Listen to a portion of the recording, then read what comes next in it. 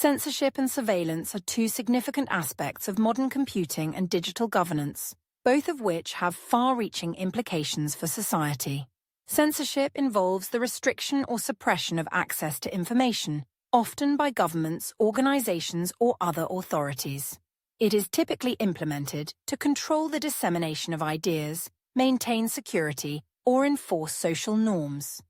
However, it raises important ethical and legal questions about freedom of expression and the public's right to access information. In the digital age, censorship often targets online content, where vast amounts of information are shared rapidly and globally. Websites, social media platforms, and search engines may be blocked or filtered to prevent access to content deemed inappropriate, harmful, or politically sensitive.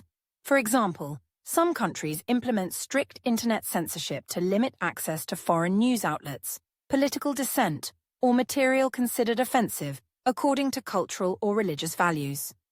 In other cases, censorship may be aimed at protecting individuals, such as blocking content that promotes hate speech, violence, or criminal activity. While censorship can serve legitimate purposes, such as protecting national security or preventing the spread of false information, it can also be used to suppress dissent and stifle free speech, particularly when it lacks transparency or accountability. Surveillance, on the other hand, involves the monitoring of individuals' activities, communications, or behaviors, often to ensure safety, enforce laws, or gather intelligence. Surveillance can be carried out through various means, ranging from traditional methods, such as physical observation, to advanced technologies like digital tracking and data collection. Governments, law enforcement agencies, and even private companies may engage in surveillance for purposes such as preventing crime, monitoring potential threats, or improving service delivery. One of the most visible forms of surveillance is the use of closed-circuit television, CCTV systems. CCTV cameras are widely deployed in public and private spaces, such as streets, shopping centers, transport hubs, and workplaces, to monitor activities in real time. These systems play a critical role in enhancing public safety, deterring criminal behavior, and providing evidence in investigations. However, the pervasive presence of CCTV cameras has sparked debates about privacy and the balance between security and individual rights. Critics argue that excessive surveillance through CCTV can create a surveillance society where people feel constantly watched, potentially infringing on their freedom. On a broader scale, national databases are another powerful tool for surveillance. These databases collect and store large amounts of information about individuals, ranging from biometric data, such as fingerprints, and facial recognition to personal information like addresses, health records, and travel history.